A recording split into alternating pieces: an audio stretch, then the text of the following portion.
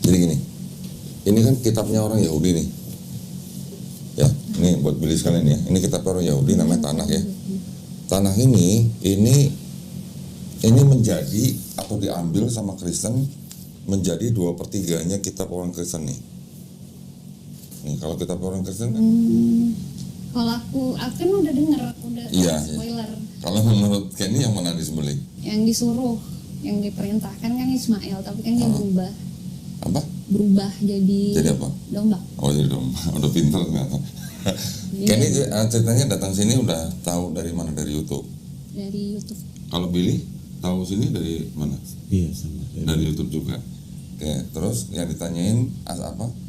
Kenapa ada Kristen, kenapa ada Islam? Asal mulanya Isa kan sama ini kan Ismail kan satu bapak kan. Jadi satu ajaran dong sebenarnya. Iya, betul. Cuman katanya kita ngikut dari Ishak Kristen.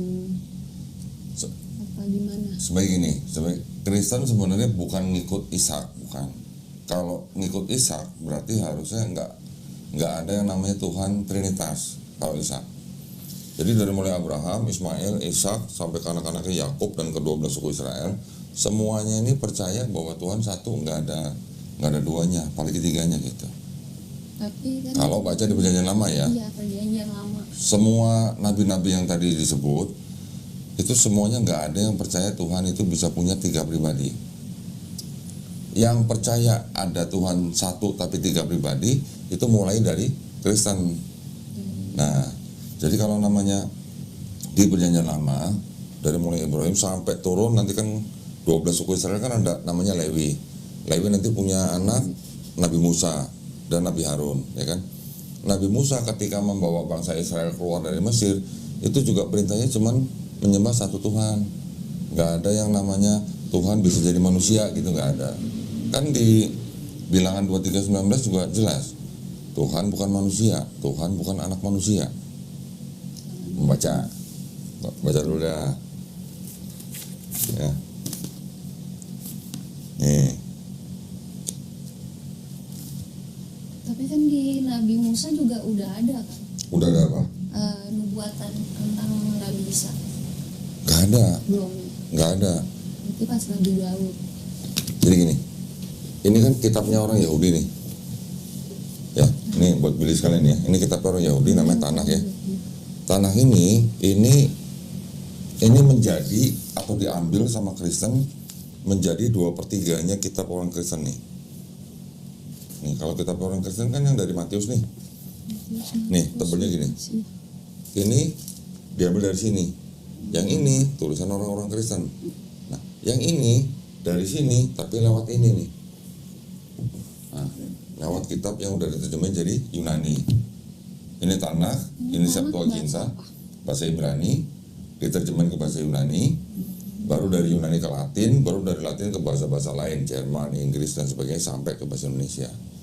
Jadi artinya kitabnya orang Kristen yang sekarang Kenny pegang itu tuh, 2/3-nya tuh ini, ya. Tapi yang Tanakh sama yang ini sama. Nah, secara umum isinya sama, cuman beberapa kata yang ada di sini setelah menjadi ini penerjemahannya ada sedikit yang berbeda. Jadi penerjemahannya ada yang dirubah-rubah. Contohnya apa? Bisa dibuka nanti nih. Di Yesaya 7 ayat 14. Ya. Yesaya 7:14.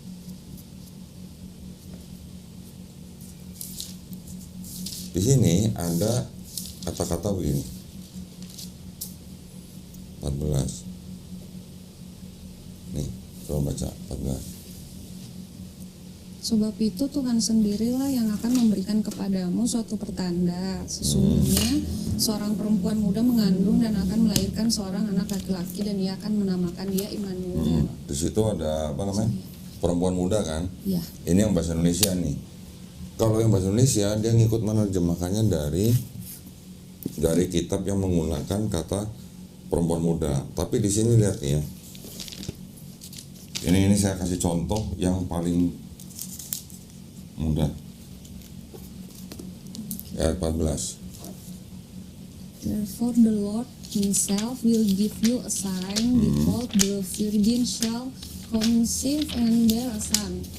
And and shall call his name Emmanuel. Jadinya apa nih? Di situ ada kata-kata apa? Virgin kan? Virgin shall. Sama nggak virgin sama perempuan muda? Perawan. Kalau ini kan virgin apa? Perawan. Perawan. Kalau ini perempuan muda. Perempuan muda. Perempuan muda pasti perawan nggak? Belum tentu. Belum tentu. Berarti ada perbedaan kan? Iya, perbedaan apa penerjemahan. Penerjemahan. Kata asli yang ada di sini, yang di Yesaya 7:14 itu menggunakan bahasa Ibrani-nya ha'almah. Ha'almah itu artinya perempuan muda. Kalau perawan dalam bahasa Ibrani itu pakai kata betulah. Jadi kita bisa bedain ada dua kata nih. Yang satu ha'almah artinya perempuan muda, yang satu betulah artinya perawan.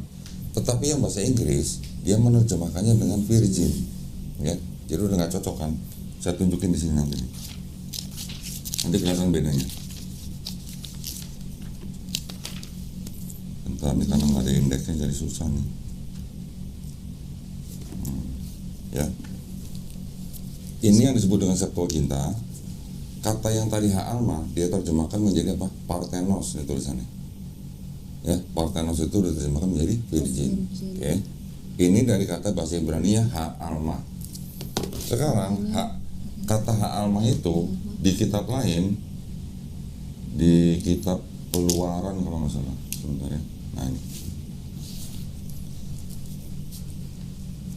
ini juga yang woman ya.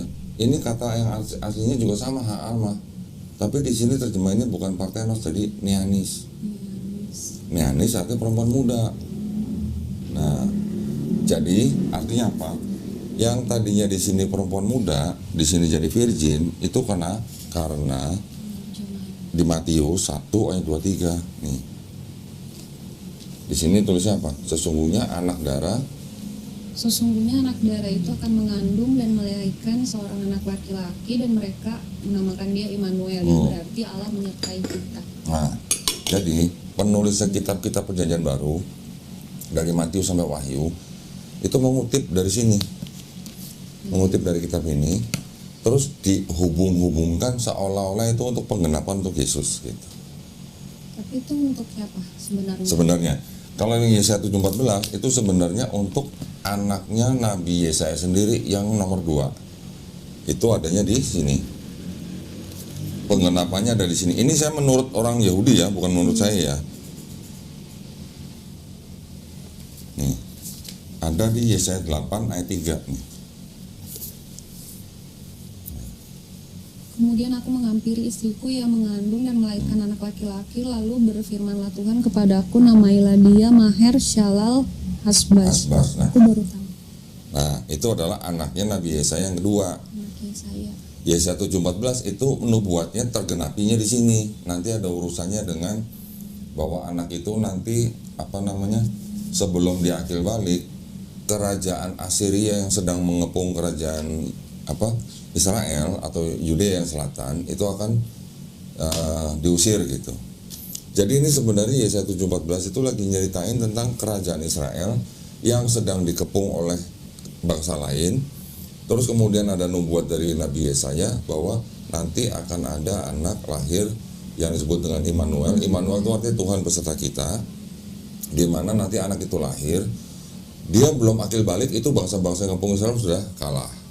Lagi nyeritain itu, tapi sama penulis Kristen dihubung-hubungkan dengan nubuat untuk kelahiran Yesus gitu.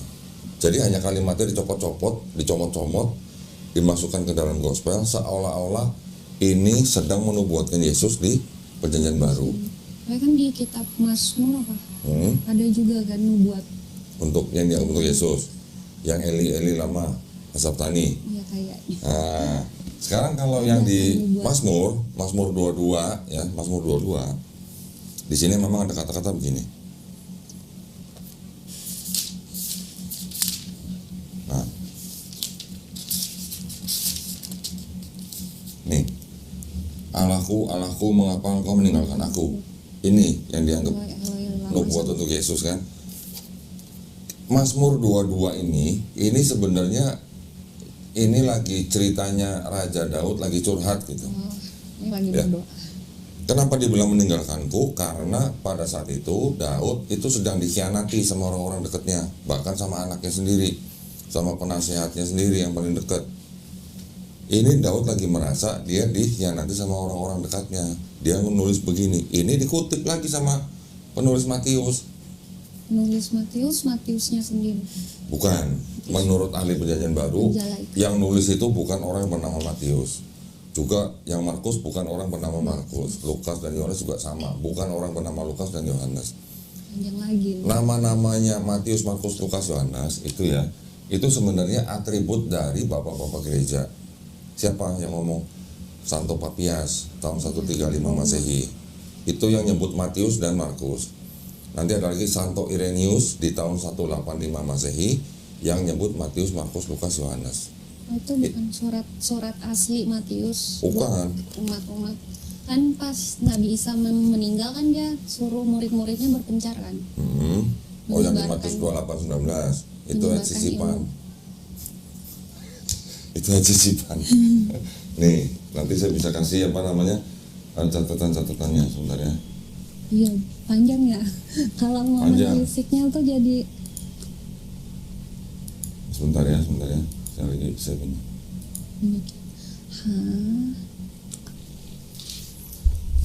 Oh, itu dari kalangan Kristen sendiri Iya. yang apa namanya? kita kan percayanya itu kan dari surat murid-murid Tuhan. Iya. Satu Iya. dari kitab. Iya, tapi dari kalangan Kristen sendiri maksudnya yang sarjana-sarjana Perjanjian Baru ya, itu sudah mengakui bahwa itu bukan perkataan Yesus gitu. Tapi itu adalah sisipan gereja Katolik di abad kedua. Gereja yang pertama kan gereja Katolik. Bukan Kan bukan gereja Katolik tadi, gereja Romawi maksud saya. Romawi, iya. Katolik itu baru ada di tahun 1054. Berarti abad berapa? Abad 11. Ketika gereja patriarki pecah menjadi dua, Katolik dan Ortodoks. Oh, Katolik sama Ortodoks dulu ya, baru Protestan. Baru Protestan di abad ke-16 gitu. Advent ada di mana? Nih, Advent ada di sini nih.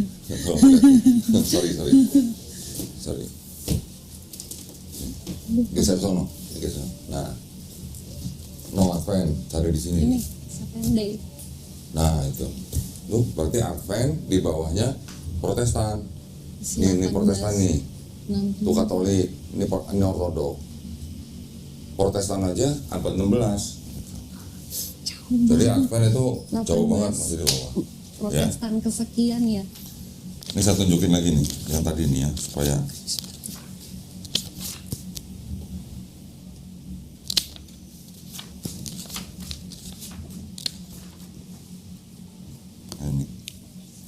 Ini kitab apa? ini namanya buku The Five Gospel. Five Gospel ini ditulis oleh Robert W. Fung sama siapa nih?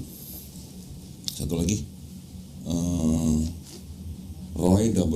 Hoover sama hampir 80 orang anggota satu kelompok yang namanya The Jesus Seminar, yang mana mereka tuh mempelajari naskah-naskah kuno, mempelajari gaya bahasa, mempelajari sejarah, mempelajari tradisi. Apakah yang di 4 gospel itu benar-benar perkataan Yesus gitu. Nah, mereka malah tambah satu lagi dengan Injil Thomas gitu ya. Thomas. Di situ mereka menggolongkan begini. Kalau dia benar-benar perkataan Yesus, dia kasih warna apa kalau nggak salah merah gitu. Kalau meragukan dikasih warna abu-abu ya kalau saya. Pink dari merah, pink, abu-abu, hitam. Jadi kalau benar-benar perkataan Yesus dikasih warna merah, kalau agak sedikit meragukan dikasih warna pink, kalau ini kelihatannya bukan kata Yesus nih abu-abu, kalau pasti bukan Yesus dikasih warna hitam. Nah, Matius 28 yang tadi katanya Yesus menyuruh murid-muridnya pergi ke seluruh negeri, ke seluruh bangsa untuk menjadikan mereka muridku, kemudian baptis dalam nama Bapa dan Putra dan Roh Kudus. Di sini tulisnya apa? Bukan perkataan Yesus. Program yang diadopsi oleh gerakan yang baru, tetapi tidak menggambarkan instruksi langsung dari Yesus. Saya punya banyak puluhan tafsir dari Bible yang mengatakan bahwa itu bukan ayat asli gitu. Ya. Ambil napas. Aku minum. Banyak sekali. Saya juga nih di sini juga ada. Mau lihat? Jadi surat Surat yang jadi Alkitab kita yang sekarang tuh berarti turunan dari turunan gitu. Ya, awalnya kan tadi saya bilang separohnya kan dari sini ya, punya orang Yahudi. Iya. Ditambahin dengan yang perjanjian baru. Ketika sudah menjadi banyak orang Kristen, itu pun masih mengalami yang namanya apa ya? Penambahan lah. Penambahan itu berasal dari mana? Berasal dari bisa dari penyalin, bisa dari pemuka agamanya. Jadi ada orang punya pemikiran agama, akhirnya ditulis menjadi catatan di pinggir halaman, kemudian belakangan baru disisipkan menjadi ayat. Kayak hadis lah gitu. Kalau dibandingkan dengan hadis di dalam Islam, Bible itu tingkatannya mungkin hadis maudhu kali ya. Tahu hadis maudhu? Ya, artinya hadis yang tidak diketahui siapa perawinya gitu. Kalau di Islam, hadis kan ada tingkatannya nih, dari mulai sahih, hasan, doif, maudhu, belum nanti ada lagi mungkar segala macam. Kalau benar-benar ceritanya diketahui banyak orang, kemudian yang meriwayatkan orang alim dan ceritanya bersambung atau tersambung kepada Rasulullah, baru hadis itu dianggap sahih. Tapi kalau ada satu aja periwayat atau pencerita yang dia pernah bohong misalnya, dia nggak akan jadi sahih, dia akan turun jadi hasan. Apalagi kalau sampai dia istilahnya nggak alim gitu orangnya, turun lagi jadi doif. Abu Nawas. Hah? Munawatir? Abu Nawas. Kalau Abu Nawas agak beda. Ini halaman berapa? 82 ya. Nah ini ya, Matius 28:19 ya kan, ada yang go therefore and make disciples ya kan, in the name of the Father and the Son of the ya. Spirit. Ini apa? So far as its place of origin is concerned, the text comes from the city of Roma. Yesus di mana? Nazaret. Roma kan udah di Romawi berarti kan? Iya. Gitu. Iya, emang Kristen mula-mula kan dari ini ya, Roma ya. Mula-mula dari Antiok sebenarnya, bukan dari Romawi. Antioquia. Iya. Kan yang pertama disebut Kristen itu kan Paulus dan Barnabas setelah mereka tinggal di Antioquia setelah setahun. Baru mereka dan pengikut-pengikutnya disebut Kristen. Gitu. Coba buka di itu. Surat Kisah Paulus Para Rasul. Kisah Para Rasul pasal 11 ayat 26. Bila mau ikut buka? Hah? Kalau mau. Tapi saya adanya ini apa namanya TB2 nih. Kalau mau baca. Kisah Para Rasul 11:26. Mereka tinggal bersama-sama dengan jemaat itu 1 tahun lamanya. Sambil mengajar banyak orang di Antioquia lah murid-murid itu pertama kalinya disebut Kristen. Jadi sebutan Kristen pertama kali di situ. Yang diajarkan Paulus waktu itu berarti apa? Ini Paulus mengajarkannya setiap manusia yang lahir itu sudah membawa dosa yang dilakukan oleh Adam dan Hawa. Ya, yang makan buah kuldi itu menjalar dosanya kepada setiap anak manusia. Sedangkan Yesus nggak pernah mengajarkan dosa waris. Yesus bilangnya apa? Jangan kamu menyangka aku datang untuk meniadakan Taurat. Aku datang bukan untuk meniadakan Taurat, tapi untuk menggenapinya. Lebih mudah langit dan bumi hancur dibandingkan dengan satu iota. Satu iota itu huruf yang paling kecil ya dalam Ibrani, dihilangkan gitu. Nah, kalau Yesus bilang begitu, berarti kan Yesus sebenarnya ngikuti hukum Tauratnya Musa, betul kan? Iya. Hukum Tauratnya Musa apa? Boleh nggak makan babi? Nggak boleh. Boleh nggak istilahnya, ada nggak istilah orang menanggung dosa orang lain? Nggak ada. Di hukum Taurat juga disebutkan bahwa kalau mau selamat bertobat. Makanya Yesus ngomong di Matius 18 ayat 3, coba buka. Makanya Yesus ngomong ke orang-orang Israel, kalau mau selamat dan masuk kerajaan surga, ngomongnya apa? Jikalau kamu tidak bertobat dan menjadi seperti anak kecil ini, kamu tidak akan masuk kerajaan surga. Ini ajaran Yesus kan? Matius 18:3 kan? Paulus ngajarinnya apa? Semua manusia sudah punya dosa waris. Kalau nggak percaya Yesus sebagai Tuhan dan Juru Selamat, kalau nggak percaya Tuhan sebagai kalau nggak percaya Yesus sebagai Tuhan dan Juru Selamat yang sudah mati di atas kayu salib, untuk menebus dosa manusia, kamu nggak akan selamat. Selamat. Itu ada. Iya. Efesus 2:15. Yesus sudah mati di atas kayu salib untuk apa? Untuk membatalkan hukum Taurat itu. Oh, janji. Bener kan? Ada kan? Oh iya ya. Janji di mana itu? Apa? Apa? Kan membatalkan hukum Taurat. Nah, iya. Tuhan kan bilang, Yesus kan bilang Iya. tidak mengubah, Yesus bilang, aku datang bukan untuk meniadakan hukum Taurat. tapi untuk menggenapi. Paulus bilang, Yesus sudah mati di atas kayu salib untuk membatalkan hukum Taurat. Hukum Taurat. Ini terjemahan baru atau ada lagi? Semua terjemahnya sama, Sama. kurang lebih sama. Membatalkan hukum Taurat dengan segala perintah dan ketentuannya. Ya, jadi gini, sebenarnya gini. Ini kalau Billy juga ini mau tahu ini ya. Paulus itu kan setelah dia mengaku melihat cahaya dan mendengar suara ketika dia ke Damsyik untuk mengejar salah satu pengikut Yesus, kan habis itu kan dia mengaku bertobat. Setelah bertobat kan dia malah memberitakan tentang Yesus, ya kan?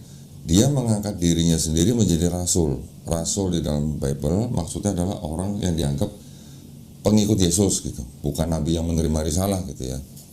Jadi Paulus mengangkat dirinya sendiri sebagai rasul dan dia menjadi memberitakan tentang Yesus. Oke. Tetapi targetnya dia adalah bukan untuk orang Yahudi. Targetnya dia untuk orang-orang non-Yahudi gitu. Paulus bilang, kalau untuk orang-orang Yahudi kalian harus tetap hidup di bawah hukum Taurat. Paulus bilang. Tapi kalau untuk orang non-Yahudi, Paulus bilang, kalian tidak harus hidup di bawah hukum Taurat. Kamu yang penting hanya percaya bahwa Yesus sudah mati di atas kayu salib untuk menebus dosa kalian. Makanya nggak perlu sunat fisik, Paulus bilang. Bahkan Paulus bilang apa? Kalau kamu sunat, matinya Yesus malah nggak ada gunanya buat kamu. Gitu. Kan harusnya sunat. Kalau orang Yahudi yang hidup di bawah hukum Taurat, sunat, puasa, sholat, wudhu, begitu. Aku nggak tahu kalau sholatnya. Sekarang Yesus sholat nggak? Kalau di Alkitab sih bertelut. Bertelut tuh gimana? Berlutut. Berlutut. Coba Matius 26:39. Cepat ya buka Biblenya. Advent.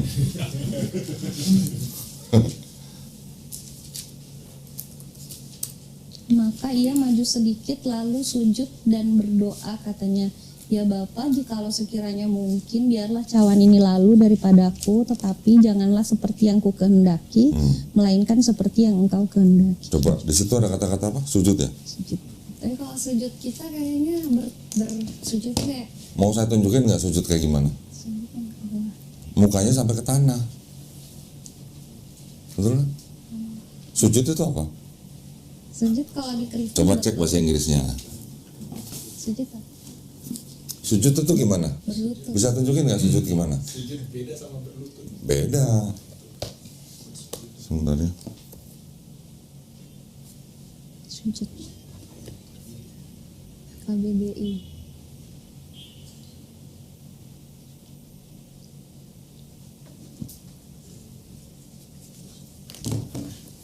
Bentar, kita bandingin. Sampai lupa mencatat.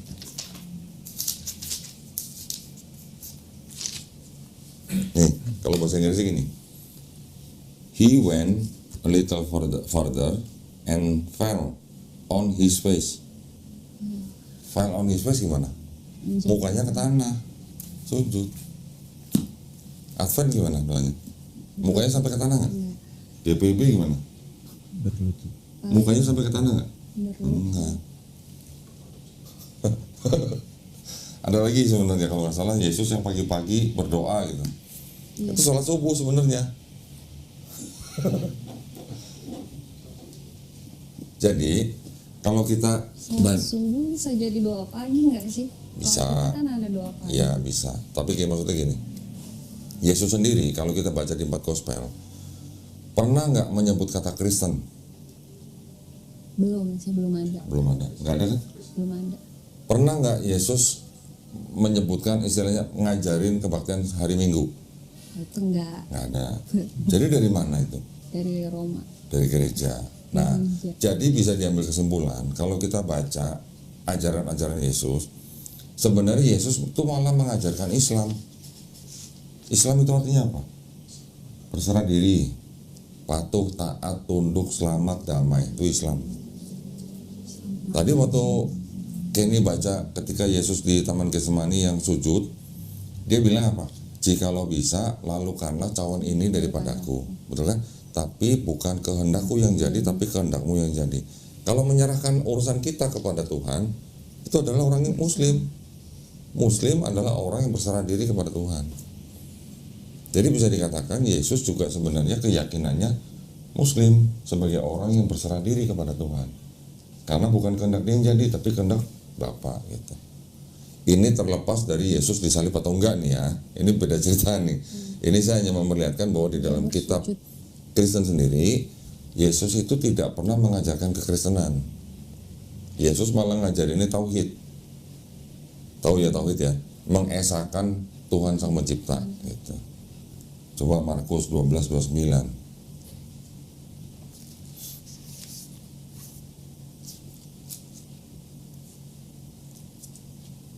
Apa katanya? 12 ya.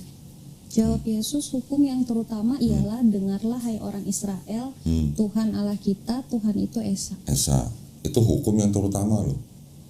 Sama nggak dengan perkataan Musa di Ulangan 6 ayat 4, coba bukan? Ulangan, oh ya apal di depan. Kira nggak tahu. Masih ada sedikit. Nggak percuma kalau Advent ya. Ulangan 6 ayat 4. Dengarlah hai orang Israel, Tuhan itu adalah Tuhan itu Allah kita, Tuhan itu Esa. Kasihlah Tuhan Allahmu dengan segenap hatimu dan dengan segenap jiwamu dan dengan segenap kekuatan. Sama nggak tadi sama Markus 12:29? Sama nggak? Kalau Musa tidak percaya Tuhan bisa jadi manusia, Musa juga tidak pernah ngajarin Kristen, Musa juga bukan orang Kristen, Musa juga percaya bahwa Tuhan itu tidak punya pribadi yang lain kecuali satu. Karena tadi sama Israel, Adonai Elohenu, Adonai Ehad. Yesus ngomongnya sama apa yang dikatain Musa. Berarti Yesus Kristen bukan? Kalau gitu. Belum. Kristen adanya ketika Paulus. Yesusnya sudah nggak ada. Ketika Paulus dan Barnabas tinggal di Antioquia selama setahun, baru mereka disebut Kristen. Itu pun belum menjadi institusi, hanya kelompok orang gitu lah ya. Nah kelompok-kelompok ini yang tadi makin besar, itu yang digandeng oleh Kaisar Konstantin dari Romawi. Digandeng, akhirnya menjadi kelompok yang boleh dikatakan berkuasa begitulah ya. Sampai akhirnya dibuat Konsili Nisea. Konsili Nisea di situ Kristennya berapa macam? Apa cuma satu macam? Enggak. Ada Kristen yang tadi ngikutin Paulus, ada Kristen yang ngikutin Arianisme atau Arius yang mirip dengan Unitarian, ada Kristen Gnostik, ada Kristen Nazarin, ada Kristen Ebionite, ada Kristen nanti belakangan ada lagi Kristen Basilidean. Nah, jadi dari banyak kelompok Kristen itu yang akhirnya digandeng oleh Kaisar Konstantin menjadi istilahnya apa ya? Menjadi perpanjangan kekuasaan dari Kaisar, itu yang mengikuti pemikiran Paulus. Sampai akhirnya Kaisar Konstantin mengadakan Konsili Nisea tahun 325. Ini yang bersaing antara yang ngikut Paulus dan yang ngikut Arius gitu. Yang Arius kalah. Kalau yang Gnostik tadi yang kecil-kecil itu udah hilang lah gitu lah.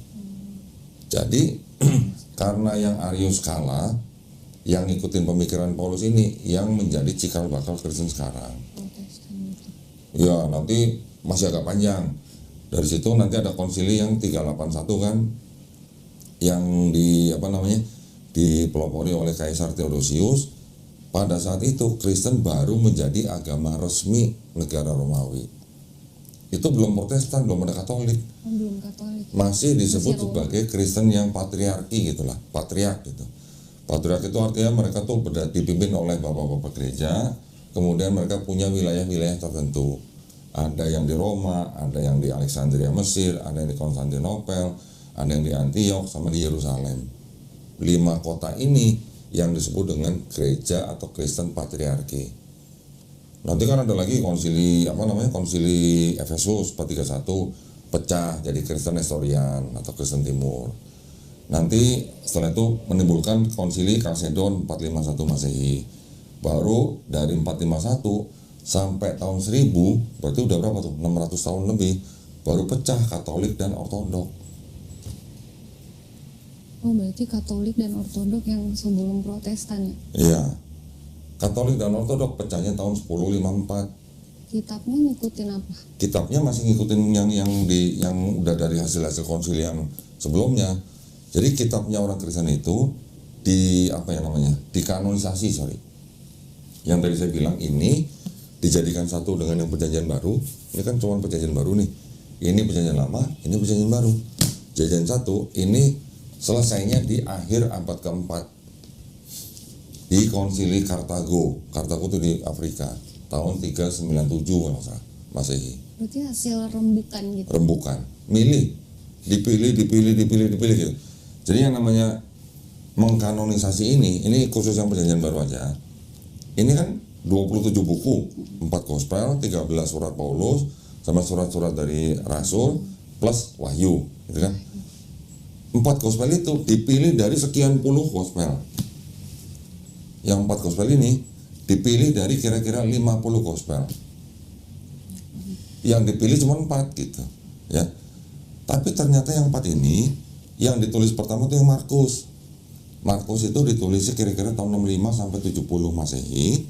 10 tahun kemudian, tahun 75 sampai 80, penulis Matius dan penulis Lukas nyontek dari Markus. Oh, berarti mereka bukan murid Tuhan gitu? Bukan. Murid Yesus? Bukan. Ini penulisannya, semua penulisan kan pakai bahasa Yunani. Yesus bahasanya apa? Ibrani atau Aramaik gitu. Ibrani untuk ibadah, Aramaik ngomong di pasar gitu lah. Ya. Jadi penulis Matius dan penulis Lukas nyontek dari Markus, maka itu di dalam Matius 80% isinya Markus. Di Lukas 60% isinya Markus. Gitu. Terus baru yang Yohanes ditulis kira-kira tahun 95 Masehi. Nah, ini yang tadi saya bilang, ini kan yang nulis menurut orang-orang perjanjian baru sendiri ya, orang-orang sarjana perjanjian baru, yang nulis orang-orang yang tidak pernah ketemu Yesus. Orang-orang yang bukan saksi mata langsung dan orang-orang yang tidak mengenal saksi mata langsung. Artinya orang-orang itu nggak pernah jalan-jalan bareng Yesus gitu. Ibaratnya orang-orang yang nulis itu bukan orang-orang yang pernah ngopi bareng Yesus gitu. Nah, ngopi dulu ya. Ya. Yang tadi saya bilang nama-nama yang Matius, Markus, Lukas, Yohanes Iya, itu. kan itu mengutip nama murid kan? Ya, tradisinya adalah yang Matius diambil dari Matius pemungut cukai. Ya. Yang Markus ini adalah dianggap muridnya Petrus. Kalau yang Lukas dianggap tabibnya Paulus dan teman seperjalanan Paulus. Kalau yang Yohanes dianggap Yohanes anak Zebedeus, murid Yesus. Tapi sebenarnya kalau ditelaah, keempat-empatnya ini bukan ditulis oleh orang-orang yang bernama itu. Aku pikir itu kalau kita di Kristen kayak POV-nya mereka murid Yesus kan jadi ditulis terus. Bukan. POV. Bukan. Tidak ada keterangan aku bernama Matius menulis untuk siapa gitu, nggak ada. Iya, itu kan. Atau aku bernama Markus juga nggak ada. Lukas juga nggak ada. Yohanes juga nggak ada. Bukan surat berarti. Bukan. Belajar dari sahabat-sahabat Yesus. Bukan. Jadi zaman dulu, contoh gini, saya menulis sesuatu, tapi saya ngaku bernama Billy, itu belum kriminal, belum jadi kejahatan gitu. Kalau zaman sekarang mungkin ditangkap polisi gitu. Zaman dulu masih boleh. Itu yang namanya forgery, gitu ya. Nah, sekarang dari empat ini semua, ini sekarang mulai saya buka nih. Yang Markus kan tadi dicontek sama Matius dan Lukas. Yang Markus nulisnya dari mana? Nyontek mana? Markusnya. Ya, tadi kan ini di Bible ini kan ada Matius, Markus, Lukas, Yohanes. Surat Penulis Matius dan penulis Lukas nyontek dari Markus. Yang Markus nyontek dari mana? dari kitab sebelumnya kali, Perjanjian Lama. Bukan. Nih, Ada lagi. Bill. Markus menyadur dari tulisan-tulisan penulis namanya Homer. Umur apa? Homer ini sastrawan, penulis. Oh, Dia nulis cerita tentang raja-raja. Pernah dengar Kota Trojan? Pernah dengar? Pernah? Troy? Yang dulu yang main apa? Brad Pitt? Ya, Ingat kan? yang kuda. Ya, yang kuda itu ini yang nulis ini namanya Homer. Nah, selain tokoh Achilles itu, kan Brad Pitt jadi tokoh Achilles. Ada lagi temennya namanya Odyssey namanya. Odyssey itu raja dari kerajaan Iliad yang membantu Achilles menghancurkan kota Trojan gitu. Nah, ketika Odyssey sudah selesai, dia pulang ke negerinya, perjalanannya makan waktu 10 tahun gitu. Lama banget ya. Ya, zaman dulu nggak tahu lah ya. Selama 10 tahun ini kisah itu diambil oleh Markus. Ceritanya. Tapi nggak tahu penulis Markus ini siapa. Nggak tahu penulis Markus siapa, nggak tahu. Tapi tulisan-tulisan yang ada di Markus itu sama dengan yang tulisan-tulisan Homer. Contoh. Ya, contoh ya. Buktikan dulu. Iya dong, harus pakai bukti dong. Apa namanya? Cara penulisan orang yang mengambil dari tulisan orang, tapi dia ganti-ganti nama orangnya, nama tempatnya. Cara itu atau metode itu disebut dengan mimesis namanya. Plagiat. Ya, mimesis bukan plagiat. Kalau plagiat kan mirip 100%. Iya. Nih, Odyssey pasal sekian ayat sekian nulisnya begini. Markus pasal sekian ayat sekian nulisnya begini. Mirip nggak? Coba. Kata-katanya mirip semua. Jadi Markus yang nulis apa nggak jelas, nggak ada namanya. Kemudian ternyata ada kemiripan dengan tulisan-tulisan Homer. Homer itu ditulis kira-kira di tahun 800 sampai 700 sebelum Masehi. Markus. Sebelum Masehi loh. Kalau Markus kan ditulis kan di abad pertama. Homer itu jauh sebelumnya sudah ada. Apa namanya, mau ngutak-ngutik kepercayaan orang lain tidak. Di sini sifatnya semuanya ada dokumennya. Semua saya beli nih. Untuk apa? Untuk bisa membuktikan hal-hal seperti ini. Perbedaan-perbedaannya apa aja, sumbernya dari mana gitu. Bukan saya mau ngutak-ngutik iman orang gitu. Ya. Jangan sedih. Kamu harus nyari yang benar. Loh ya, sekarang kan kita gini, kalau kita sedang mencari kebenaran, kan kita harus berdasarkan literasi, jangan cuma katanya gitu loh. Kebanyakan yang kita alami dari kecil itu kan katanya. Yang dikhotbahkan pendeta di depan mimbar aja belum tentu sama yang di sini.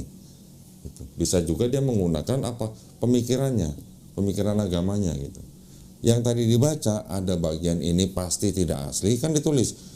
Awalnya adalah sebuah catatan di pinggir halaman gitu. Mereka kalau menuliskan 2 kolom nih. Ada yang di pinggir halaman, ada yang di tengah halaman itu karena suka ada catatannya. Nah yang tadi kasus itu 1 Yohanes 5 ayat 7, catatan di pinggir halaman disisipkan menjadi ayat.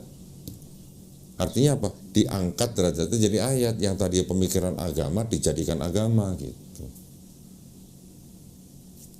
Jadi kalau sudah begitu berarti kan di dalam sini ini kan tidak murni atau apa ya? Tidak murni yang disebut agama, tapi ada pemikiran agama yang dimasukkan ke dalam sini. Dan itu tadi bukan cuma 1 loh, banyak loh. Tadi saya kasih contoh tuh karena saya anggap itu sebagai bukti teks bahwa di dalam kitab Kristen ada ajaran Trinitas. Ternyata cuma 2. Yang satu Matius 28:19 yang tadi bilang pergilah ke seluruh apa? Karena itu pergilah, jadikanlah semua bangsa muridku, baptislah mereka dalam nama. Ada 3 nama yang disebut nih, Bapa, Firman, dan Roh Kudus. Tapi tidak dibilang 1, gitu kan? Itu pun ayat sisipan di abad kedua.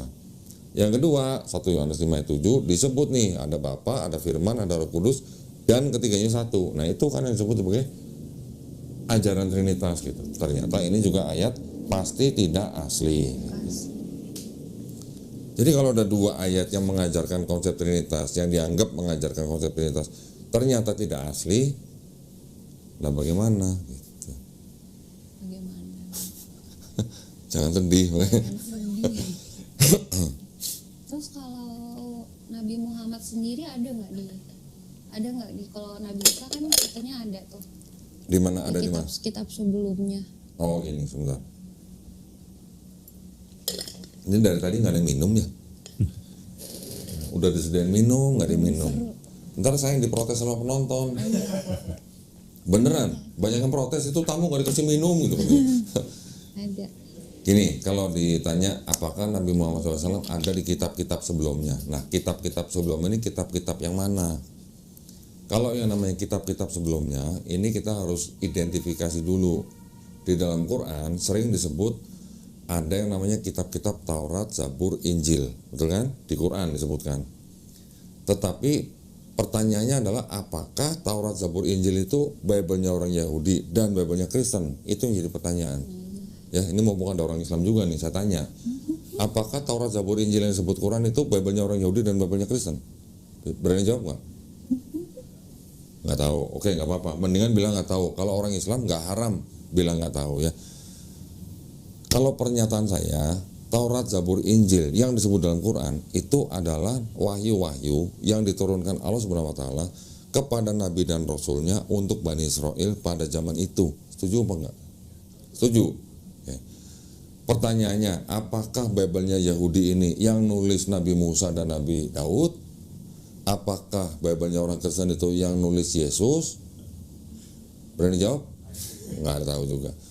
Saya udah jelasin, saya udah pelajarin bahwa yang disebut dengan 5 kitab Musa ya atau Pentateuch, yang Kejadian, Keluaran, Imamat, Bilangan, Ulangan, ini ternyata menurut orang-orang Kristen sendiri ya itu bukan tulisan Musa.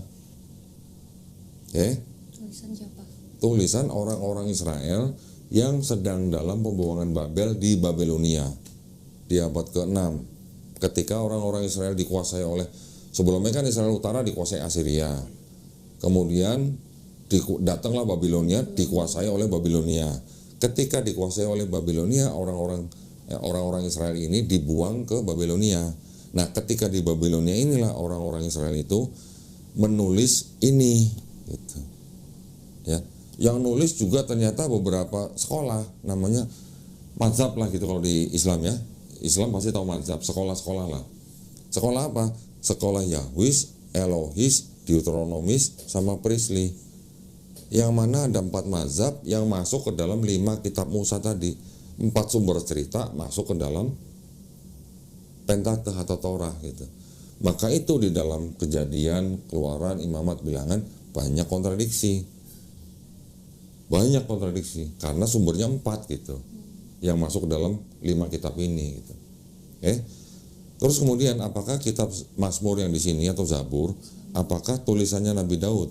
Ternyata bukan juga. Yang ngomong siapa? Ahli-ahli Bible juga yang ngomong bahwa itu ternyata yang nulis lebih dari 1 orang gitu. Sekarang yang itu, yang 4 gospel. Tadi kita udah bahas kan. Matius, Markus, Lukas, Yohanes udah jelas-jelas bukan orang yang nulis itu bukan orang yang pernah ngopi bareng Yesus gitu. Jadi bukan murid-murid Yesus. Jadi bisa disimpulkan bahwa Taurat, Zabur, Injil yang disebut dalam Quran itu bukan Bible-nya Yahudi dan bukan Bible-nya orang Kristen. Lalu yang mana? Nah, kalau ditanya lalu yang mana? Tadi kan saya bilang Taurat, Zabur, Injil itu wahyu-wahyu yang diturunkan Allah Subhanahu wa taala kepada nabi dan rasulnya untuk Bani Israel pada zaman itu. Wahyu bentuknya gimana? Bentuknya gimana? Bisa lihat nggak? Nggak bisa. Jadi yang namanya wahyu itu adalah pesan atau pengetahuan yang diterima langsung oleh nabinya ke dalam kolbunya. Betul? Setuju ya? Ketika nabi itu mengajarkan kepada umat-umatnya, itulah yang disebut dengan wahyu yang diberikan kepada bangsa Israel. Jadi ketika nabinya udah nggak ada, wahyunya kemana? Ya ngikut sama nabinya gitu. Ada nggak kitabnya? Sudah nggak ada kitabnya. Kitab dalam bahasa Arab ya itu artinya bukan hanya wahyu yang dibukukan, tapi artinya bisa hukum, ketetapan, perintah gitu. Jadi kalau dikatakan Nabi Muhammad SAW namanya sudah tertulis di dalam Taurat dan Injil, Taurat dan Injil yang mana? Apakah yang ini dan yang itu? Bukan. Sudah nggak ada, sudah ikut bersama nabinya gitu. Paham ya? Jadi ini bukan Taurat, Zabur, dan itu bukan Injil yang dimaksud oleh Quran, karena ini tulisan-tulisan orang-orang yang jauh setelah nabi-nabinya. Ini disusun tahun 450 sebelum Masehi, Nabi Musa hidupnya abad ke-15, 14 sebelum Masehi. Bedanya udah 1000 tahun. Nggak mungkin Musa yang nulis gitu. Nabi Daud hidupnya abad kira-kira 11 sampai 10 sebelum Masehi. Bedanya 500 tahun. Gitu. Terus ada bagannya tuh. Bagan penulisan kitab-kitab tuh dari mulai hikayat-hikayat sampai turun menjadi ini, terus menjadi Septuaginta sampai menjadi kitabnya orang Kristen. Jaraknya jauh sekali antara nabi yang menerima kitab dengan penulisan ini. Gitu. Ya, jadi kalau ditanya kitabnya mana, ya sudah nggak ada, udah ikut nabinya. Gitu. Kalau wahyu kan itu konotasinya yang menerima adalah nabi. Kalau kita ngopi dapat apa? Wahyu apa? Ilham. Kalau kita ilham, ya. Kita manusia biasa, bukan nabi, bukan terima wahyu, mendapat ilham gitulah. Gitu. Sampai sini paham ya? Ada lagi? Nah, penulisan. Sekarang kalau kitab ini kita tadi udah dengar ya, disusun kapan-kapan oleh siapa? Itu juga. Kalau Quran bagaimana? Nah, harus tahu dong. Kan kalau Quran itu adalah wahyu yang diturunkan Allah Subhanahu wa taala kepada Nabi Muhammad SAW melalui malaikat Jibril alaihissalam, ya kan? Kemudian Nabi kan membacakan di depan sahabat-sahabatnya. Membacakan ini maksudnya mengucapkan, bukan membaca dari tulisan, bukan. Mengucapkan dari ingatan gitu, ya. Bahasa Indonesia kan memang minim, jadi dia itu membacakan di depan sahabat-sahabatnya. Sahabat-sahabat yang mendengar itu mereka menulis, ya. Setelah mereka menulis, mereka juga membaca di depan Nabi. Dicek sama Nabi, bacanya benar nggak gitu. Kalau bacanya benar, baru disimpan tuh catatannya. Nah, catatan-catatan ini itu yang disimpan oleh para sahabat. Ketika Nabi Muhammad SAW meninggal, nggak sampai 2 tahun, catatan-catatan ini dikumpulkan, dijadikan satu mushaf begini, mushaf Quran gitu. Atau inilah, ini kan terjemahan nih. Dijadikan satu mushaf, ini kecil banget ya, harusnya gede lah segini. Yang mana ya? Nih lah, anggaplah ini nih. Nah, nih. Nah, kalau ini kan bagus nih tuh, ada nama gue lagi. Ada yang ini, ada yang pengen belum dapat gitu ya. Nah, catatan-catatan itu masuk ke dalam satu mushaf atau satu kitab begini. Nama prosesnya bukan dikanonisasi tapi dikodifikasi. Kodifikasi itu artinya apa? Yang mereka sudah pernah baca, yang mereka sudah hafal, itu dibacakan lagi di depan satu komite. Satu komite ini yang dipimpin oleh sahabat Nabi yang hafal Quran gitu.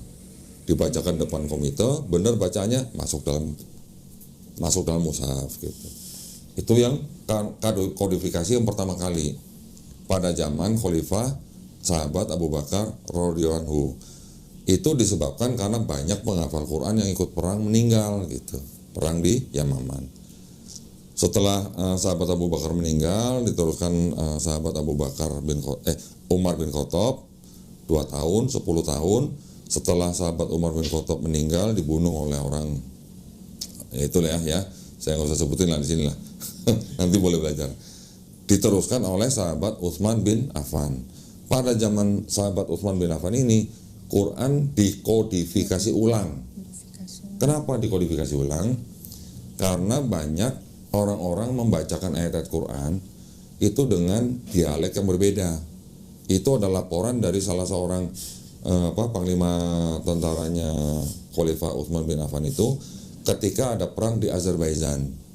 Pulang dia ke Saudi, lapor kepada Khalifah Utsman bahwa di sana ada orang hampir bunuh-bunuhan gara-gara bacaan Qurannya berbeda gitu.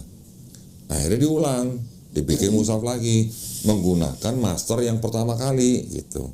Master yang itu disimpan di dalam rumah anaknya sahabat Umar bin Khattab yaitu Hafsah, dipinjam jadi master. Setelah dikodifikasi ulang, dibikinlah beberapa salinan, dikirim ke beberapa tempat kota-kota yang memang menjadi kuasa Islam pada saat itu. Ya. Itu yang disebut dengan kodifikasi Quran. Nah, Quran diturunkan dalam tradisi lisan. Artinya apa? Dengan tradisi hafalan gitu. Bukan dengan tradisi tulisan begini. Kalau dengan tradisi tulisan akan terjadi perbedaan-perbedaan gitu. Karena manuskripnya banyak sekali gitu. Memang lebih banyak ini kitab Bible manuskripnya ya. Ribuan. Bahkan kalau untuk yang 4 gospel aja di atas 5.000 naskahnya. Tapi dari di atas 5.000 itu tidak ada 2 yang identik. Nah, kalau ditotalkan yang perjanjian baru bisa sampai 24.000. Tapi juga dari 24.000 itu tidak ada 2 yang identik. Gitu. Kalau Quran bagaimana? Quran ketika pada kodifikasi yang kedua pada zaman Khalifah Utsman bin Affan itu, setelah menjadi master yang final, Quran-Quran lain yang mushaf-mushaf lain yang bacanya beda-beda itu dibakar. Dibakarnya karena bacaannya berbeda pada saat itu di depan Utsman gitu. Jadi supaya bacaannya sama, distandarisasi dengan bacaan yaitu bahasa Arab dialek Quraisy gitu. Ya, yang lain dibakar. Tetapi kan mungkin udah ada sebelumnya orang mencatat, sudah pindah tempat dan segala macam. Jadi sekarang di seluruh dunia kita mengenal ada beberapa versi Quran, tetapi versinya bukan versi beda jumlah surat, bukan beda jumlah nomor ayat. Kalau nomor ayat itu hanya masalah sistem penomoran ayatnya aja. Ada Quran yang kalimat basmalah diberi nomor, ada yang tidak gitu ya. Tetapi jumlah ayatnya sama, jumlah suratnya sama. Bukan seperti yang ini 73, yang tadi itu 66, yang itu 78, 81, nggak begitu. Quran semuanya sama jumlah suratnya. 114 surat, sistem penomoran ayatnya aja mungkin berbeda sedikit, tapi jumlah itu sama. Perbedaannya apa? Perbedaannya hanya seperti ini. Contoh hanya di masalah pengucapan. Misalnya di Indonesia, kalau kita baca Malik Yaumiddin, betul kan? Kalau di Maroko bacanya gimana? Malik Yaumiddin, cepet ya, nggak dipanjangin gitu. Perbedaannya apa? Perbedaan dialek gitu lah. Dialek itu contohnya misalnya seperti itu, Erik kan katanya orang Sunda tuh. Katanya orang Sunda tuh nggak bisa ngomong F ya, Erik. Tuh pakai P lagi ngomongnya. Ya, jadi seperti itu. Lidah orang kan beda-beda. Orang Jepang juga tidak bisa mengucapkan huruf tertentu gitu lah. Nanti orang Australia ngomong Friday hari Jumat ngomongnya gimana? Friday gitu. Karena memang dialek orang, lidah bangsa-bangsa berbeda. Nah, kalau di Quran kurang lebih seperti itu, ya. Dan Quran ini Allah sendiri yang berfirman bahwa kami yang menurunkan Quran, kami pula yang menjaganya. Menjaganya dari mana? Nah, kami itu artinya Allah Subhanahu wa taala disebut dengan kami itu untuk menunjukkan keagungan. Ya. Contoh misalnya, kalau Ratu Inggris ngomong, kami akan membuat program baru, gitu. Ratu Inggrisnya satu atau banyak? Tetap satu, tapi di belakang dia kan ada pembantu-pembantunya. Makanya dia bilang pakai kami, gitu.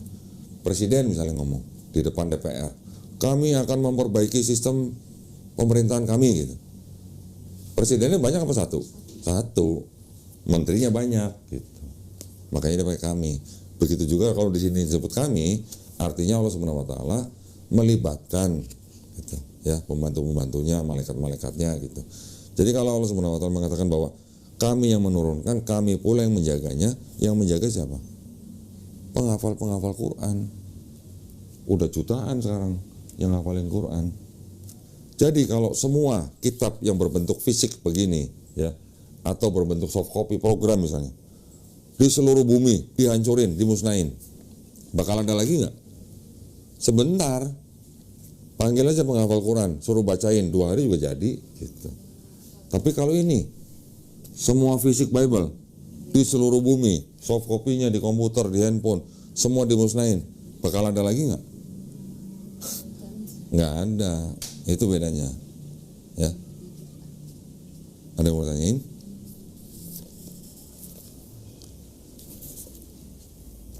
Silakan, biar nggak ada keraguan-raguan. 3 jam. Udah berapa jam? Mau 3 jam. No. Baru 3 jam. Penasaran awal belajarnya tuh gimana? Dondi kayak sampai sekarang ibaratnya sampai Saya. Ya, gimana ya? Gini, awalnya kan saya belajar mengenai yang namanya di dalam sebuah kitab. Waktu itu pertama-tama saya belajar tentang kontradiksinya dulu. banyak sekali kontradiksinya di sini. Ketika saya udah belajar kontradiksi, baru saya mempelajari sejarah kitab ini disusun gitu. Kapan disusun dan segala macam, dan punya siapa. Saya ternyata juga akhirnya baru mengetahui bahwa 2/3 kitab ini adalah miliknya orang Yahudi. Itu memang cari literasinya memang banyak. Bahkan ada buku seperti ini. Ini buku yang judulnya lucu nih, When God Spoke Greek. Ketika Tuhan bicara bahasa Yunani. Ini menceritakan ini. Kitab yang dari Yahudi diterjemahkan menjadi Septuaginta dan seterusnya. Ya ini memang butuh proses gitu ya. Gak bisa sebulan 2 bulan gitu memang. Banyak memang. Dan saya juga memang gini, kan kalau belajar kristologi kan, belajar kitab ini yang dalam bahasa Ibrani, ada yang tertarik dengan belajar bahasa Ibraninya, gitu kan. Ada juga yang tertarik dengan belajar bahasa Yunaninya. Itu bagus, itu sebuah kelebihan atau sebuah keuntungan gitu lah. Tapi kalau saya, karena saya dari kecil memang sudah belajar bahasa Inggris, jadi ketika saya mencari materi-materi tentang ini, saya lebih banyak mendapatkan materi-materi dari luar negeri yang berbahasa Inggris gitu, lebih banyak materinya gitu. Waktu itu saya pernah belajar bahasa Ibrani gitu, cuman saya pikir saya nggak mendalami karena lebih penting, lebih luas materi daripada hanya berkutat di sini gitu. Kalau yang mau berkutat di sini juga bagus ya, ada teman-teman kita yang memang spesialisasinya di kitabnya orang Yahudi ada. Tapi kalau saya ingin agak menjauh supaya apa? Supaya saya bisa lebih mengetahui global konteksnya gitu loh. Itu yang saya berbeda mungkin dari teman-teman apologet Islam yang lain gitu.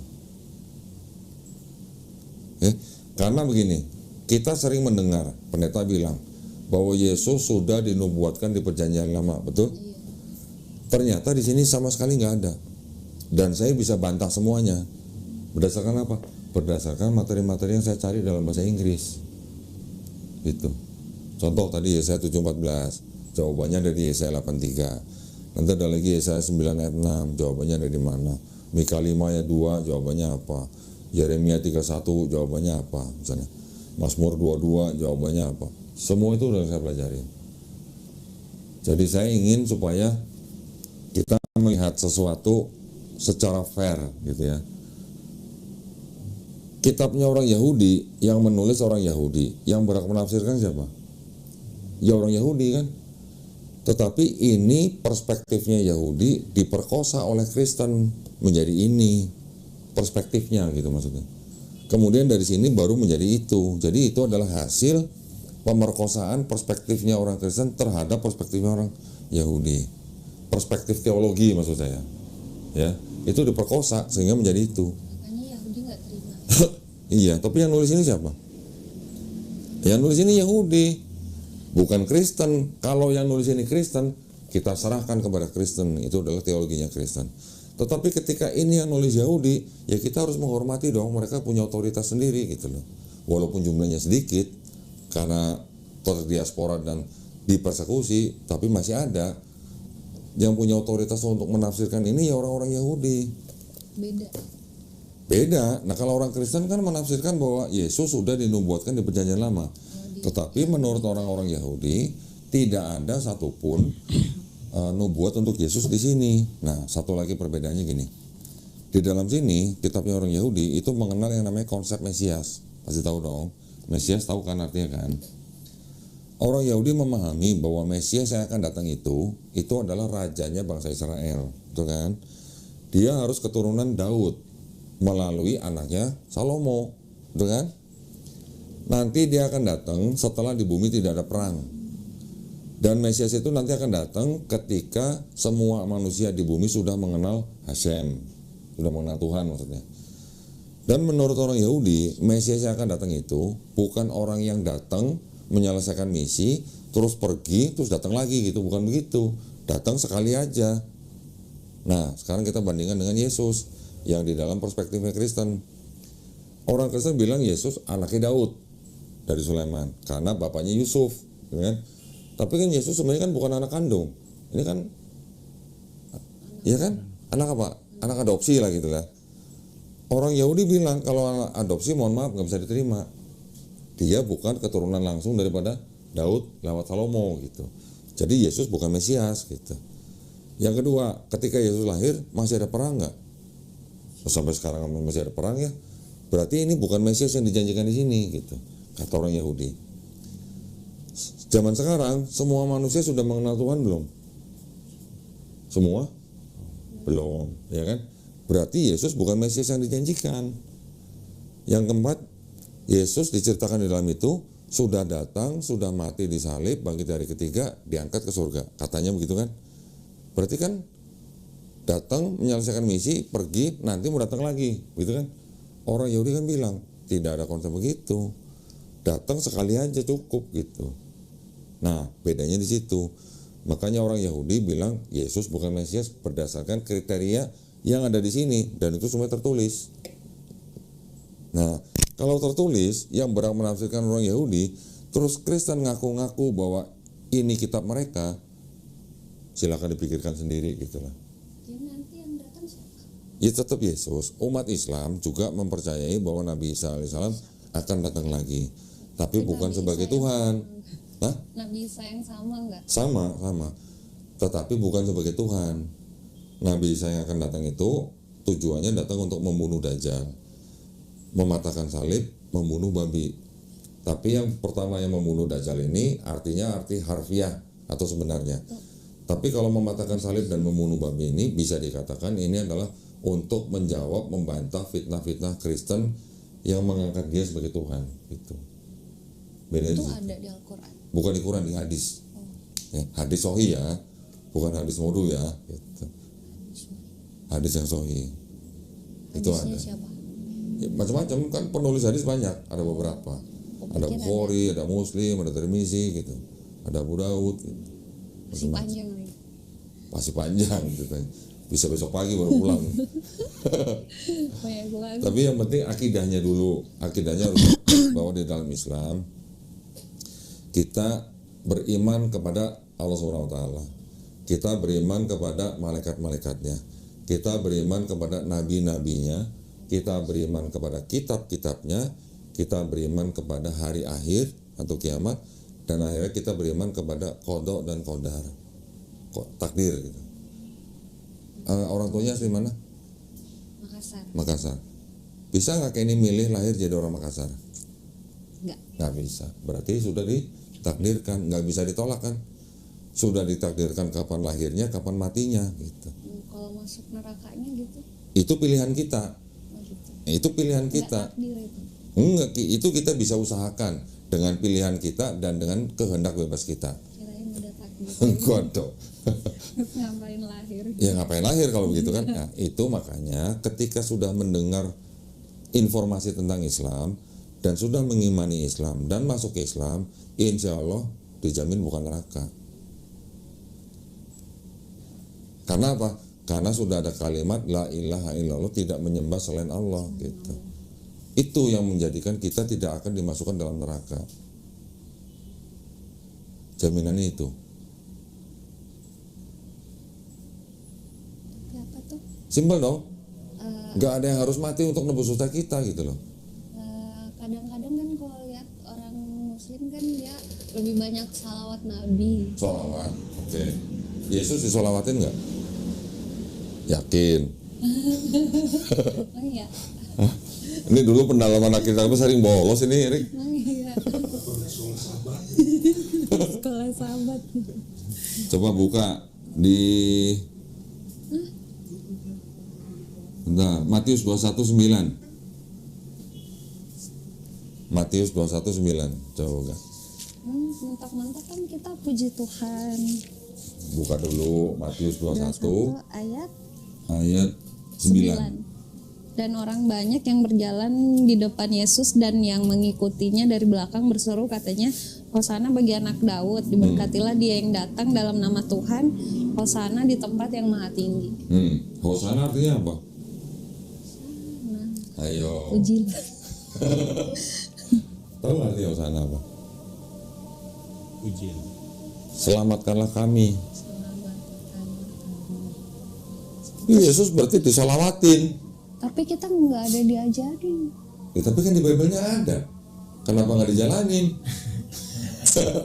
Revisi lagi nih buat ini harus. Hosana dengan sholawat itu artinya sejajar, mirip. Azan ya, azan maghrib. Break dulu ya. Break dulu, nanti lanjutin lagi. A few moments later. Pertanyaan, kalau hari ini Kenny nggak bersyahadat, terus mau ngomong lagi atau mau ngobrol lagi sama ibu, itu adalah haknya dari Kenny. Saya cuma ngasih tahu, kalau Kenny sudah melihat ada kebenaran di dalam Islam dan sudah mengakui dan menerima kebenaran tersebut, terus menunda syahadatnya, Takutnya. kalau misalnya umur pendek gimana? Rugi nggak? Rugi. Tapi katanya nggak apa-apa kata temanku dalam mencari ilmu. Memang nggak apa-apa, memang boleh, silakan. Tapi maksudnya kalau sekarang sudah tahu ada kebenaran dan sudah menerima, kenapa ditunda-tunda? Ya itu maksudnya. Nggak apa-apa, mau ngomong dulu sama orang tuanya atau mau ngasih tahu orang tuanya, itu haknya Kenny, nggak apa-apa. Saya cuma ngingetin. Iya. Ya. Jangan nah. Amit-amit. Nah, biar bisa datang lagi. Boleh. kalau Silaturahim. Boleh. Ya udah kalau gitu siapa Bini dulu aja ya. Ini saksinya 2. Ya. Sebenarnya orang bersyahadat itu nggak mutlak harus ada saksinya. Oh, enggak ya. Enggak. Kan aku baca di situ saksi 2 jadi yang Ada saksi. Di dalam sholat juga udah bersyahadat kan sebenarnya. Iya, setiap sholat kan juga bersyahadat. Nah, tapi maksudnya setiap manusia, makhluk ciptaan Tuhan, kalau sudah mengakui bahwa dia dalam hati. beriman kepada Tuhan Yang Maha Esa itu, dia bersyahadat sendiri tanpa saksi pun dia udah sah jadi muslim. Kalau di hutan gimana? Misalnya nggak ada orang, masa mau cari monyet tuh buat saksi kan? Kalau di orang-orang yang kayak gitu yang belum terjamah gimana? Nah, kalau orang-orang yang belum terjamah, yang belum pernah mendengar Islam, ketika nanti di hari akhir mereka punya pengadilan khusus, dibedain pengadilannya. Katanya enggak masuk surga kan. Kayak kejam banget Tuhan masa Enggak, gitu. enggak. Itu ada pengadilan yang dibedakan. Kalau untuk orang-orang yang belum pernah mendengar Islam, dibedain Kalau pengadilannya. buat orang Kristen ada pintunya enggak? Pintu apa? Pintu surga. Nah, kalau udah dianggapnya syirik dan musyrik, gimana ada pintunya? Takut kayak sama tahu Tuhan juga ada pintu. Tuhannya. Gini, kan Allah SWT kan sebenarnya kan maha adil. Ya, Allah SWT sudah menyampaikan semua pesan di dalam Quran. Sudah jelas pesannya. Orang yang menyembah atau menyekutukan Allah SWT tempatnya di sini. Orang yang menyembah Allah SWT sebagai Robnya tempatnya di sini. Udah jelas kan itu di Quran. Kalau nggak ada penimbangan amal baik dan buruk, Ada, tetap ada. tapi buat yang Tetap ada, tapi kalau orang yang matinya di mulutnya la ilaha illallah, itu udah jaminan surga. Ya mungkin kalau dia ada dosa-dosa yang dia mungkin belum sempat tobat, ya itu mungkin secelup 2 celup lah di neraka gitu. Tapi kalau orang yang beriman setiap hari sholat, setiap hari mengingat Allah, setiap hari tahu apa yang harus dilakukan, perintahnya, apa yang harus dijauhi, larangannya, harusnya kan orang itu bertobat. Kalau orang itu bertobat, ya insya Allah kan nggak ada urusan mesti ke neraka dulu gitu. sholat wajib ya. Sholat wajib. Yang Kalau membedakan orang kafir. bolong-bolong, Kalau bolong itu tinggal dikodok. Tahu nggak dikodok? Dikodok tuh dirapel. jamak. Dikodok namanya kodok. Jamak itu beda. Kalau jamak itu digabungkan gitu. Ya, kalau dikosor itu diperpendek namanya. Tapi kalau dikodok itu artinya kalau sholat yang kita tinggalkan itu kita rapel, kita lakukan di waktu yang ketika kita ingat gitu. Misalnya kemarin kita lupa sholat asar. Nah, kita ingatnya baru sekarang. Oh ya kemarin gua nggak sholat asar. Hari ini kita lakukan. Begitu kita ingat kita lakukan. Sholat asarnya 2 kali. Ya sholat fardu untuk hari ini asar. Misalnya kita ingatnya setelah isya gitu. Ya udah lakukan ketika kita ingat gitu aja. Kalau inget terus nggak dilakuin, Nah itu yang udah dosa. tapi Udah ingat nggak dilakuin ya kan itu. udah lewat waktunya. Sekarang ingat, ya sudah lakukan gitu. Tinggal dilakukan aja. Gampang aja, Jadi Islam itu bukan yang mempersulit sebenarnya. jangan sedih. Di dalam Islam ada kewajiban yang harus dilakukan. Tetapi kalau ada halangan-halangan atau uzur namanya, ya itu tinggal dicari solusinya. Ada solusinya semua. Ketika orang safar misalnya, dikasih kemudahan oleh Allah Subhanahu wa taala, sholatnya bisa dijamak, qosor lagi. Sudah bisa digabungkan, diperpendek lagi. Gitu. Tenang aja, jangan sedih. Jangan sedih. Oh sama ini katanya, Apa? pembunuhan pertama tuh katanya karena good looking. Pembunuhan pertama, Kain dan Habel tuh karena katanya si Kain cemburu karena Habel nggak good looking. kata siapa? Ini Baca di mana? tetangganya, Baca di mana? Kan karena dia dipasangin sama yang cewek cantik. yang saudaranya kan dipasangin sama kembarannya yang cantik, Hmm. bangsa cantik, sedangkan yang Kain, dipasangin sama Kabil. jadi yang cantik sama yang jelek sama yang cantik atau di situ. Yang jelas manusia bisa sampai melakukan dosa itu pasti karena ada godaan syaitan.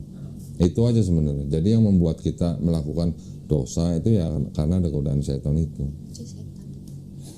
Tiga ilmu itu bisikan itu, Nah. tapi penyebabnya tuh iri karena dengki itu, Karena good looking. dengki ya karena Karena kutuk. Karena kurban. Oke. Mau di sini nggak? Kalau menurut saya sayang kalau nggak sadar hari ini. Kalau hanya untuk menunjukkan ke mamanya, tapi nggak bersahadat. Kayak belajar, aku belajar dulu. Ya makanya sekarang dikasih kesempatan tanya apa yang mau ditanya. Jangan Jauh-jauh ke sini. Nanti kalau mau datang lagi silakan datang, mau belajar apa lagi silakan. Tapi daripada ditunda, mending sadar dulu. Jadi gini, ada orang bilang kalau mau masuk Islam belajar dulu gitu. Ya, mungkin ada yang bilang 6 bulan, ada yang bilang setahun baru masuk Islam. Itu salah. tapi nggak tahu umur. Iya, yang benar masuk Islam dulu baru belajar pelan-pelan. Dan di dalam Islam yang namanya orang yang sudah masuk Islam itu punya yang namanya grace period. Grace period itu artinya amalan yang tidak diperhitungkan gitu. Ya. Benar. Jadi ada yang namanya grace period, ada amalan yang tidak dihisap gitulah. Ada yang mengatakan 40 hari. Oke. Nah, itulah waktunya belajar. Jadi misalnya contoh ya misalnya. Amalan buruk. Hah? Amalan buruk. Kok amalan buruk? Artinya tidak melakukan amalan tapi tidak dihisap gitu lah. Contoh misalnya kayak Billy misalnya sudah masuk Islam. Kan sudah terbebani dengan kewajiban sholat. Tapi karena dia baru masuk Islam, ada yang namanya waktu belajar gitu lah. Dan belajarnya cukup step by step. Ya, tidak perlu malam ini belajar besok jadi imam sholat, enggak perlu begitu ya.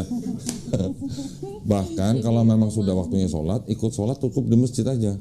Sholat di masjid menjadi makmum, kan belum tahu baca apa. Cukup dengan bacaan setiap gerakan dengan subhanallah, subhanallah, subhanallah. Itu sudah cukup.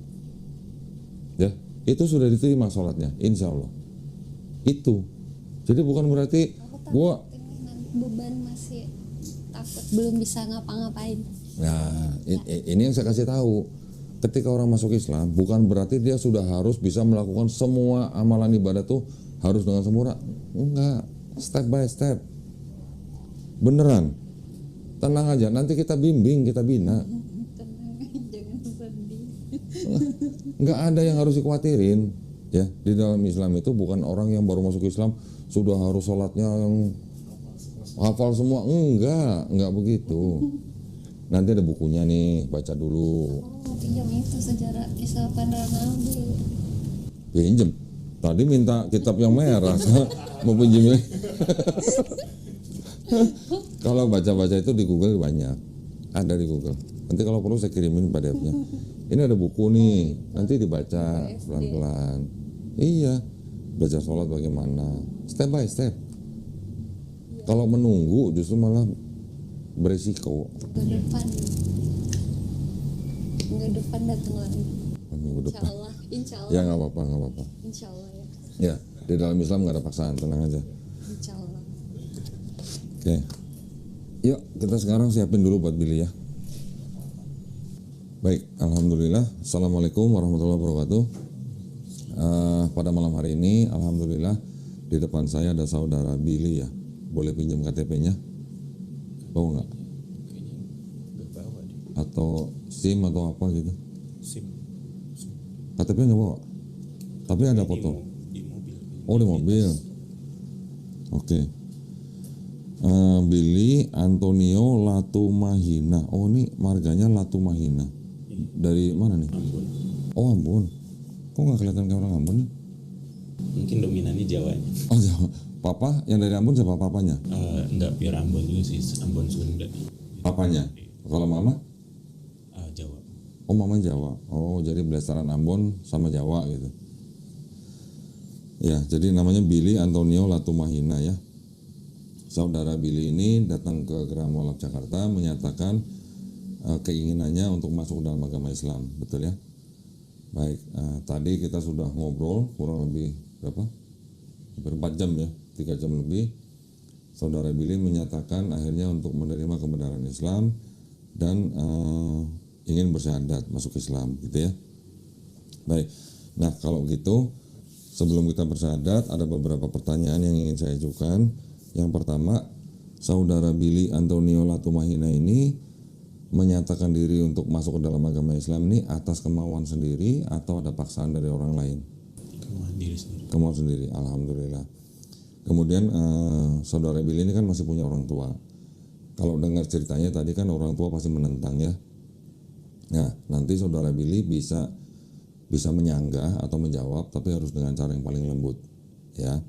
Yang ketiga, di dalam Islam ada syariat-syariat. Setelah bersyahadat ada sholat, ada zakat, ada puasa, dan ada haji jika mampu, ya. Apakah saudara Billy berjanji untuk menjalankan syariat-syariat tersebut? Oke, berjanji. Alhamdulillah. Baik, kalau gitu tidak ada yang menghalangi saudara Billy untuk bersyahadat ya. Kita berjabat tangan, ikuti 2 kalimat yang saya ucapkan dalam bahasa Arab, kemudian dilanjutkan dalam arti bahasa Indonesia ya. Bismillahirrahmanirrahim. Asyhadu alla ilaha illallah wa asyhadu anna Muhammadan Rasulullah. Aku bersaksi tiada Tuhan selain Allah, dan aku bersaksi Nabi Muhammad adalah utusan Allah. Alhamdulillah. Sah ya? Alhamdulillah. Allahu Akbar. Saya pengen peluk dulu sebagai saudara iman yang baru ya. Alhamdulillah, semoga istiqomah ya. Alhamdulillah. Silakan kalau mau kasih ucapan selamat. Minta berkat. Minta apa? Minta berkat.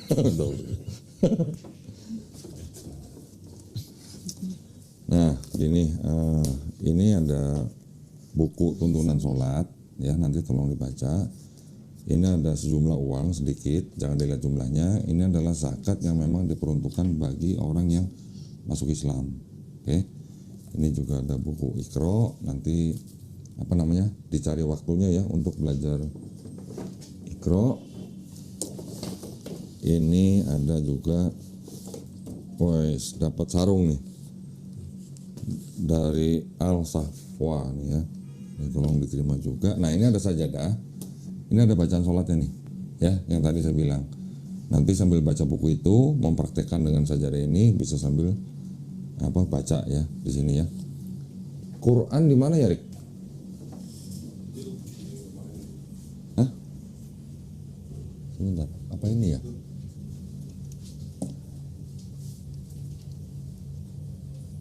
Sebentar.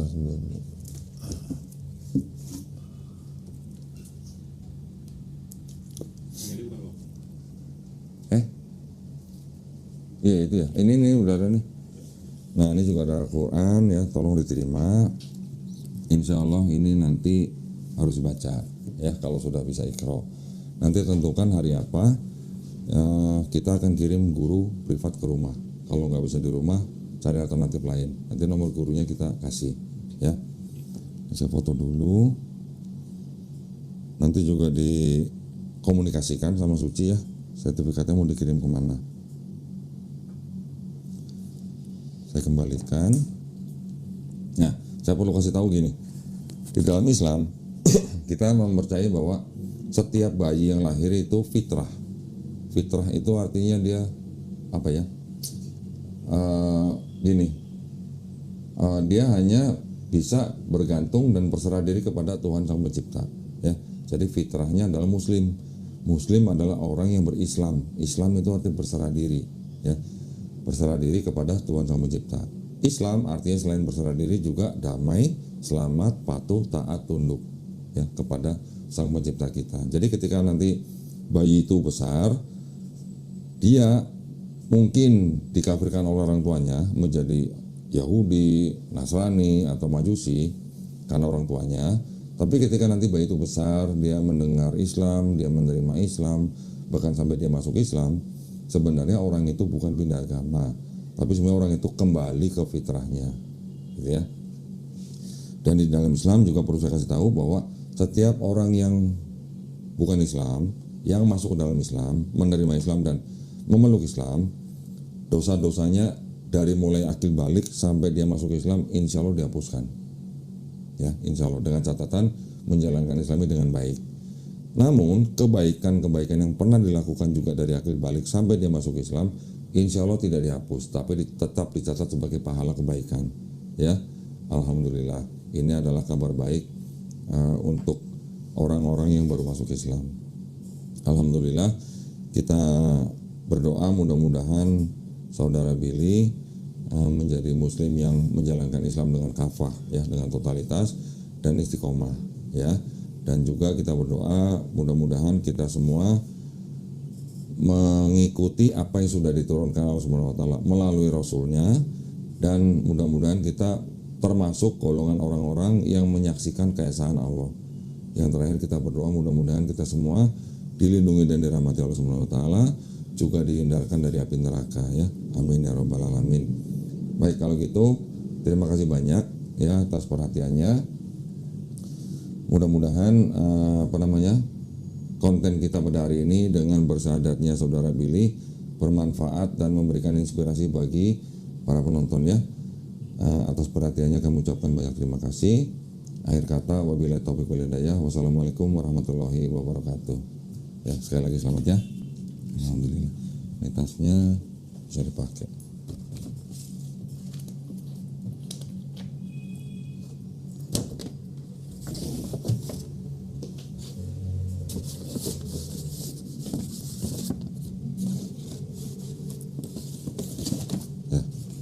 Ya, selamat, ya.